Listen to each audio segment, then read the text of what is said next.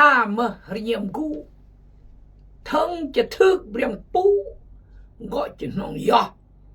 ก็จะน้องแตงถ้าเมื่อเรียมกูเด็กพระเจ้าทั้งจะ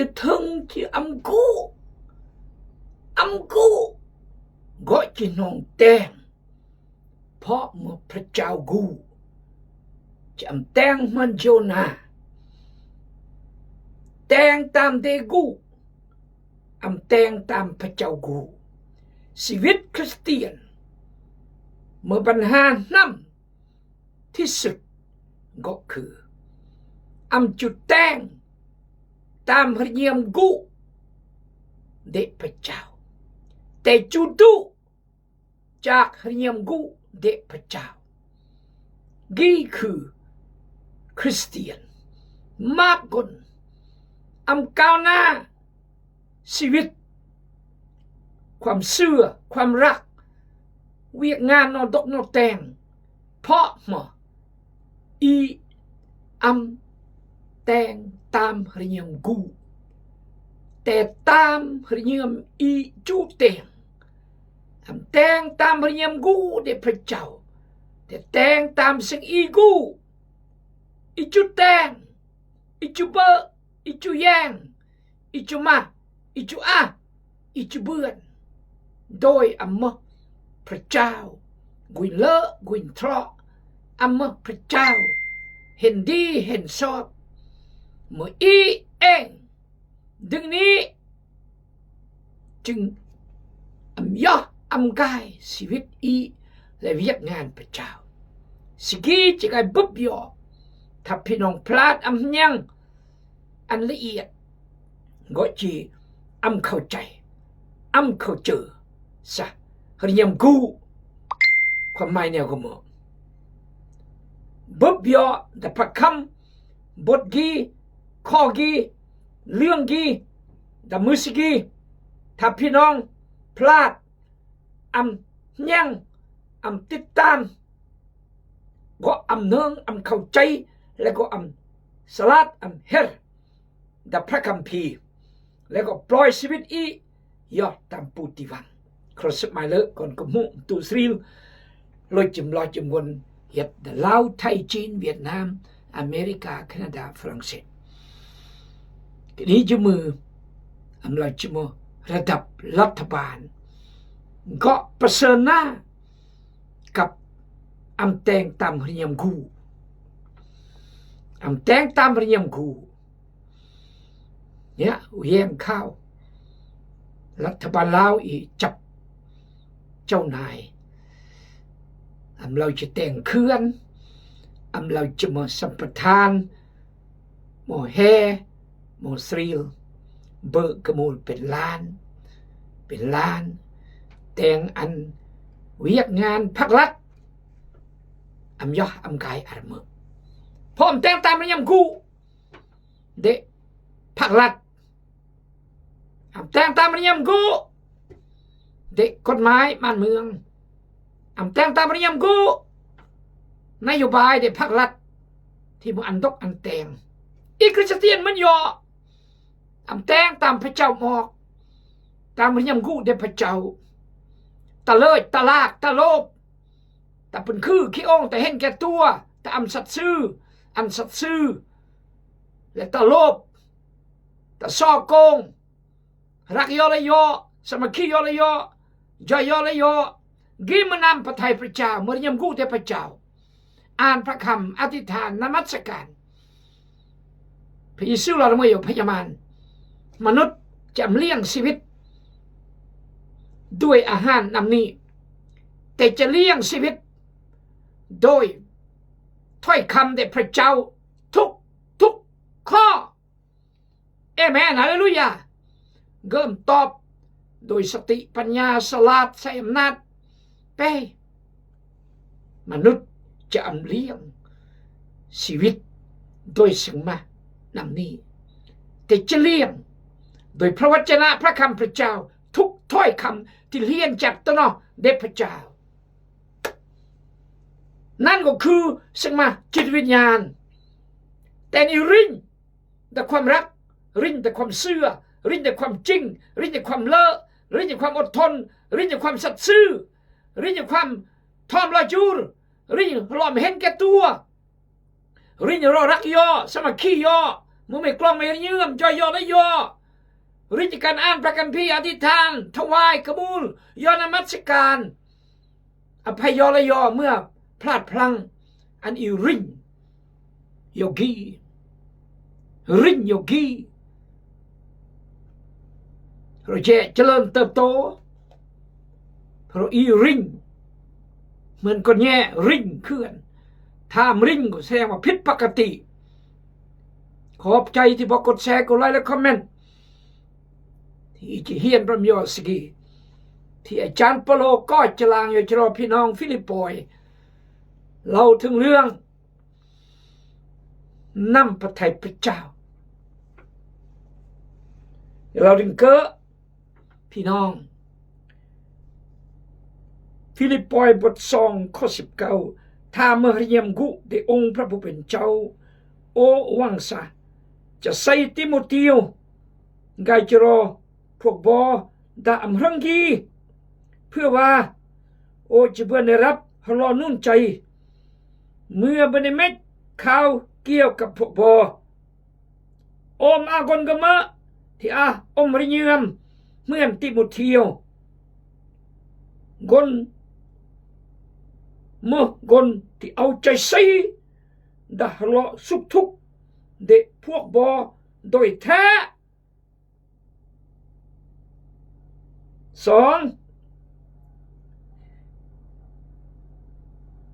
ด้วยแท้ส่วนคนอื่นๆต่างก็ห่วงนำแต่ธุรกิจส่วนตัวของตนบ่ห่วงนำภารกิจของพระเยซูคริสต์เจ้าพวกเจ้าเองก็รู้ดีแล้วว่าเพิ่นได้พิสูจน์คุณค่าของเพิ่นแล้วและเพิ่นกับเฮาก็เป็นดังลูกกับพ่อที่ได้ดำเนินภารกิจร่วมกันเพื่อเห็นแก่ข้าวประเสริฐเพื่อเห็นแก่ข้าวประเสริฐขอภาคเรารักโอภาคพระคำกีอย่าจะรอบรอยจำวนบอมที่รักครอนบอมที่รักเดพระเจ้ามุที่รักเดอีโรยจำวนชีวิตอีจะต้องมุชีวิตที่พ่อพระทัยพระเจ้าและพระเจ้าจะเอ่ยมุสหายมือย่อมือกูมันก็เอ่ยอับราฮัมมุสหายชีวิตอีต้องอาสหาย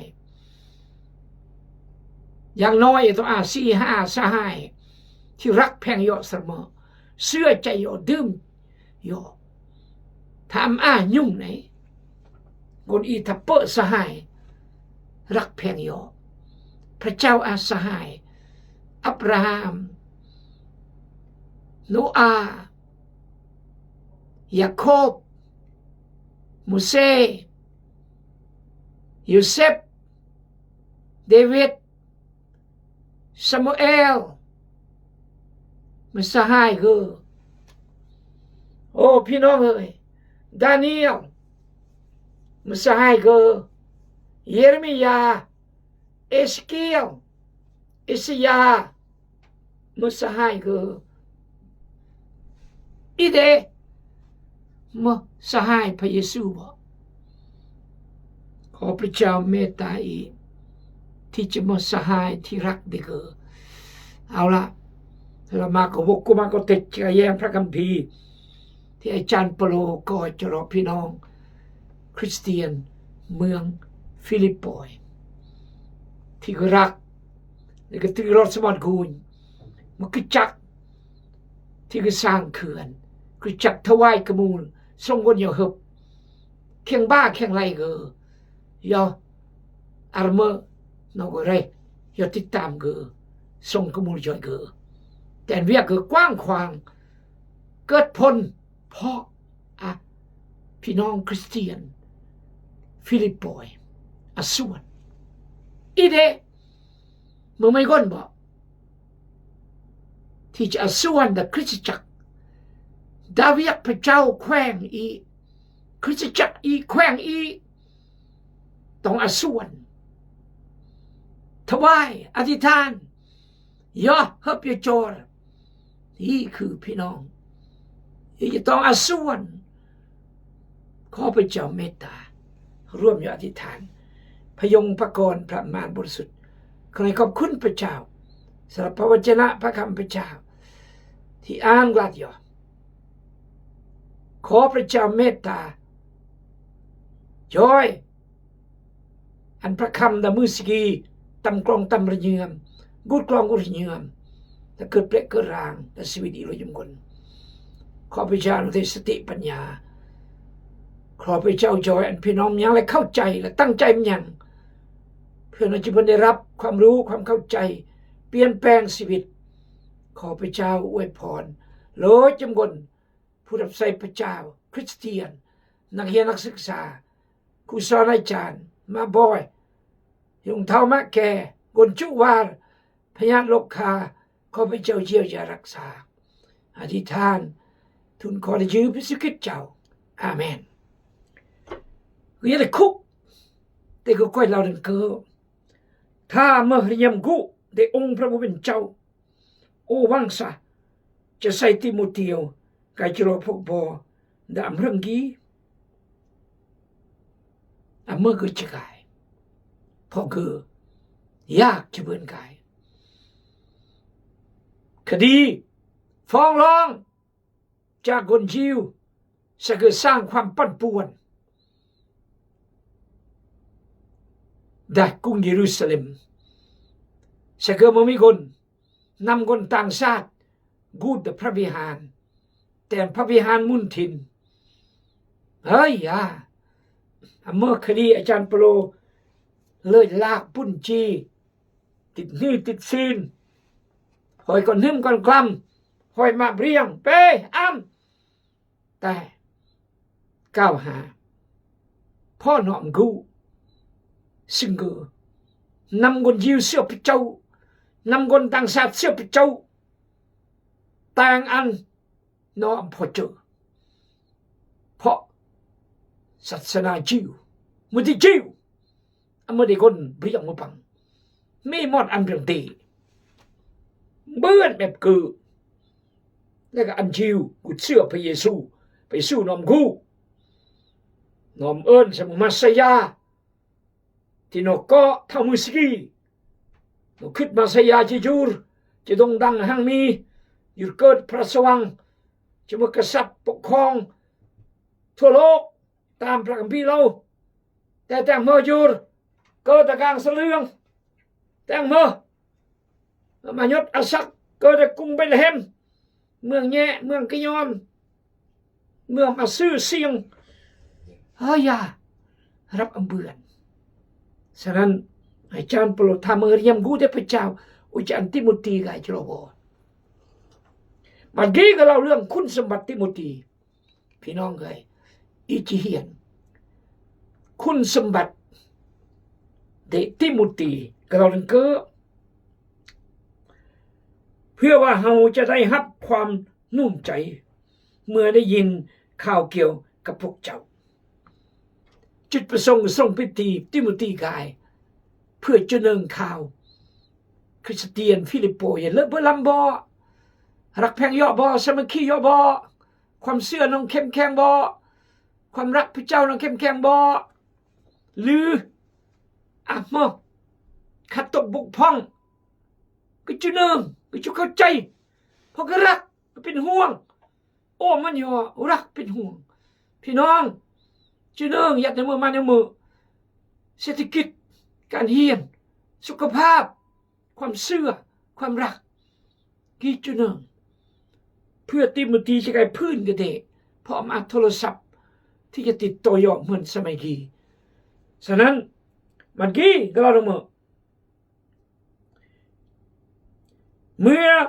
บ่มีผู้ใดที่มีน้ำใจเหมือนติโมธีนั่นประการที่หนึ่ง อันเมื่อยังกูได้ไปเจ้าส่งติโมธีจุดหนึ่งเราอยากมึงมาในมือประการที่สองอามาเมื่ออมหริยมเหมือนติโมธีอามาเมื่ออมหริยมเหมือนติโมธีน้ำใจอมหริยมเราก็มุ่งอีเราเจน้ำใจ yeah have a heart ภาษาอังกฤษ have a heart หริยมเมื่อว่าหริยมว่าพี่น้องแต่หริยมรักหริยมเป็นห่วงหริยมสัตย์ซื่อหริยมเลอะหริยมเสียสละหริยมอดทนหริยมเลอะมาเมื่อหริยมเฮ้ยแมนลูกศิษย์ก็นะเมื่อก่อนแต่ลำยอง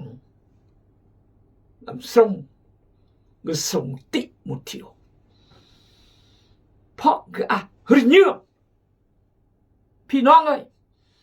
อีกต้องหริยมตัวยอดเลยต่อกำราต่อเล่ต่อก่อนต่อยงมาและสิทธิยาบิบาลต่อสมาชิกต่อสิทธิยาบิบาลคณะกรรมการผู้ปกครองต่อสมาชิกต่อยอดเลยเมื่อหริยมแล้วตัวยอดแล้วนึกจะเสียสละจะกุยความสำคัญและจะจอยคริสตจักรในพระเจ้าต้องการหริยมโอ้พี่น้องเอ๋ยต่อยอดเราเมื่อหากว่ามีผู้ใดที่มีน้ำใจเหมือนติโมธีมาเมื่อเรื่องเกอ3ผู้เป็นคนเอาใจใส่ในความสุขทุกข์ของพวกเจ้าโดยแท้เมื่อคนหริยมเยอรมันเอาใจใส่ในความสุขทุกข์ของพวกเจ้าโดยแท้ก็หริยมรักหริยมสัตย์ซื่อหริยมลือหริยมอดทนหริยมหริยมวางก็เอาใจใส่หริยมใส่หริยมใส่ต่อรอทุกสุขดีบัวหริยมใส่ดารอทุกสุขดีบัวพี่น้องเอ๋ยถ้าหริยมเหมือนเปโลเราอยู่ติบุตรีเวียกพระเจ้าเจริญเพราะมันเห็นแก่ตัวดิพี่น้องเอ้ยถ้าพระเจ้าบอกยมจะส่งติโมธีมาเมื่อหริยมมันติโมธีสำหรับติโมธีหริยมใจใส่ดารอสุขทุกข์ได้พวกบ่โดยแท้เพราะก็หริยมรักต่อยอดประการที่4ที่3ที่4ข้อ21ส่วนคนอื่นๆต่างก็ห่วงนำแต่ธุรกิจส่วนตัวของตนสำหรับคนมาบังคนก็บังเป็นห่วงเรื่องธุรกิจส่วนตัว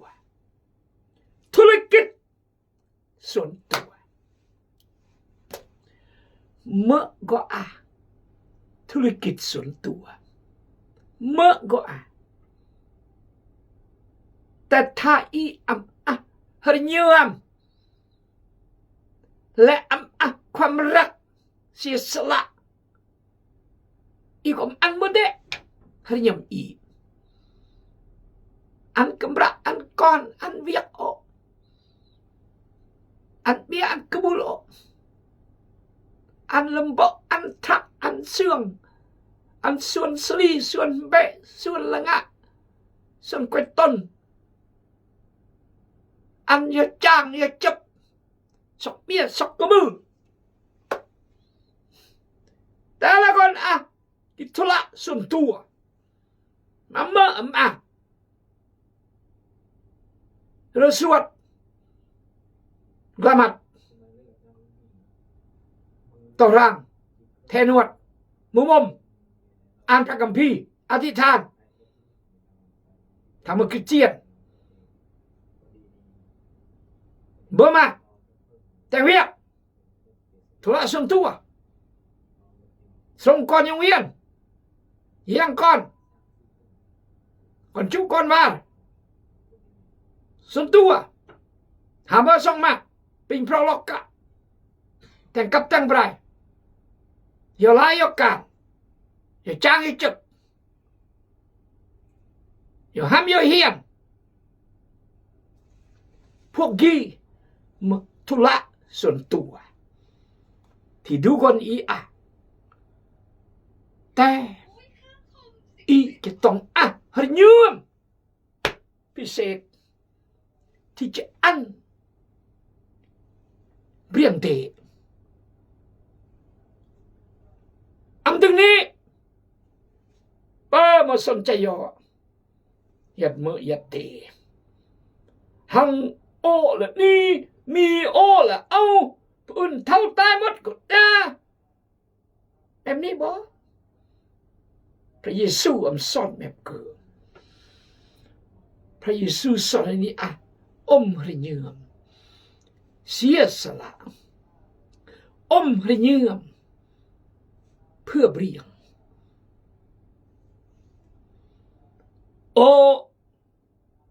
เดินรถสมัยต้องตระกัดเบียงอยู่กับย่างอยู่กับทีบรถทีบอยู่กับบักรถจักรราไหนพี่น้องก็ต้องมาแนวนี้ไหนขอพระเจ้าเมตตาอีเดนเปล่าภาษาตระกัดเบียง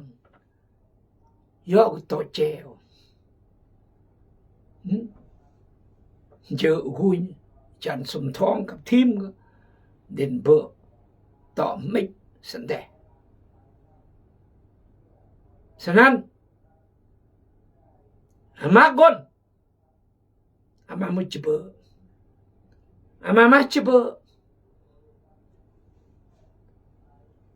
ต้องหรือยืมติมุตีหรือยืมปโลล่ะหาว่ามีผู้ใดที่มีน้ำใจเหมือนติโมเธียวผู้เป็นคนเอาใจใส่ในความสุขทุกข์ของพวกเจ้าโดยแท้เอาใจใส่ในความสุขทุกข์ของพวกเจ้าโดยแท้ฮาเลลูยาสรรเสริญพระเจ้าครอนตะซิโอนจะก็รอดความทุกข์ลำบากในพี่น้องจะก็รอดมาบ่อยก่อนรบบกลึกขอพระเจ้าทรงนำมาบ่อยแต่ละมอนที่ต้องการความช่วยเหลือกุ้งเต้าท่านก็เมื่อมาบ่อยก่อน3 คนเกลติดยาซัลในเมื่อเนืองผิดกฎหมายในหมู่บ้านอีกตื่มติดคุกเนืองเวลาจะเรียนยามเมื่อปิดกระบะปิดก่อนกางจะติ่งสมเบอซึ่งมานี่คือเห็นใจความสุขทุกข์เด็กนออย่าเจิงมอดหูบอะไรอันเองอย่าขอพระเจ้าเมตตาพี่น้องแต่ละม่อนแต่ละแห่งมาบ่อยก่อนโรคก่อนทุกข์ขอพระเจ้าทรงนำกีประคำรถอิมุสกีถ้าพระเจ้าพอพระทัยจารย์โปรจะส่งติโมเธียวขอพระเจ้าทรงนำอีกหมดยังไม่รอบ3 รอบถ้าพี่น้องพลาดเสียใจพระเจ้าอวยพรอาเมน